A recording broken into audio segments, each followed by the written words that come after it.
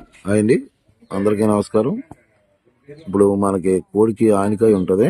ఆ ఆనికాయ పోవాలంటే మనం ఇలాగ గోగులు వేసి కోడి పుంజుని కింద నేల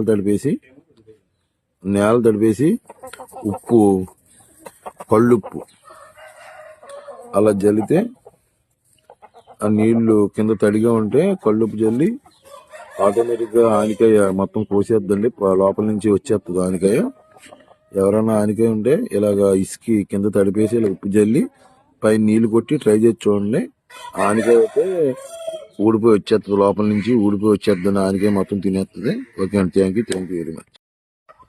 మొన్న ఒక వీడియో పెట్టాను, ఇసుక తడిపేసి అందులో ఉప్పేసి నీళ్ళు తడిపి కోడి పుంజుని వస్తే ఆనికాయ ఊడిపోద్దని చెప్పాను. 3 రోజులు అలా ఉండిచ్చామండి. లోపల నుంచి ఇది చూడండి క్లారిటీగానే పలుగుతో సైతం బయటకు వచ్చేసింది.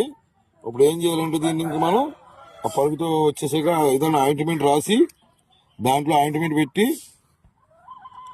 దానికి మళ్ళీ మట్టి ఆనికాయ మొత్తం చర్మం పూడిపోయేదాకా మట్టి వెళ్లకుండా మనం కట్టేయాలండి. అక్కడ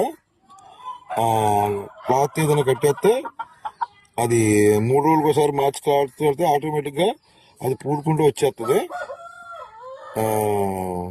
మట్టి మాత్రం తగలకూడదండి. మళ్ళీ మట్టి తగిలితే మళ్ళీ అదావిధిగా వచ్చేస్తుంది. అది మానేదాకా మట్టి తగలకుండా గుడ్డ కట్టుకుని వండించుకుంటే సరిపోతుంది.